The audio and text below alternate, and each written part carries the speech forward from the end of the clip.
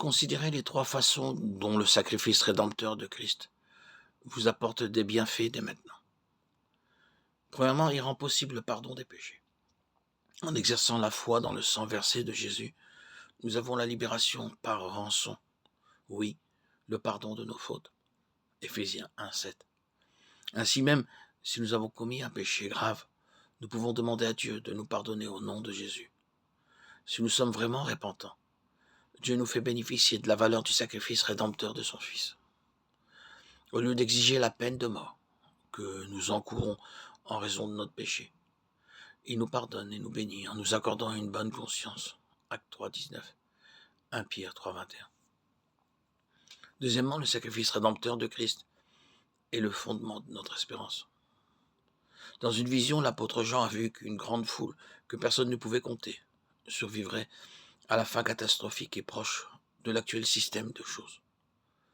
Pourquoi les humains appartenant à cette grande foule survivront-ils alors que beaucoup d'autres seront détruits par Dieu? Un ange a dit à Jean que les membres de cette grande foule ont lavé leurs longues robes et les ont blanchies dans le sang de l'agneau.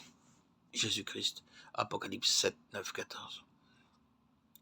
Tant que nous exercerons la foi dans le sang versé de Jésus-Christ et vivrons en conformité avec les exigences divines, nous resterons purs aux yeux de Dieu et aurons l'espérance de la vie éternelle. Troisièmement, le sacrifice rédempteur de Jésus est la preuve suprême de l'amour de Dieu. La mort de Christ a concrétisé les gestes d'amour les plus extraordinaires de l'histoire de l'univers. L'amour de Dieu qui a envoyé son Fils mourir pour nous.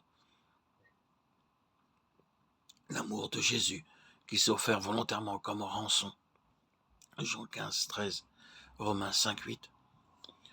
Chacun d'entre nous bénéficie de cet amour s'il exerce réellement la foi. L'apôtre Paul a dit « Le Fils de Dieu m'a aimé et s'est livré lui-même pour moi ».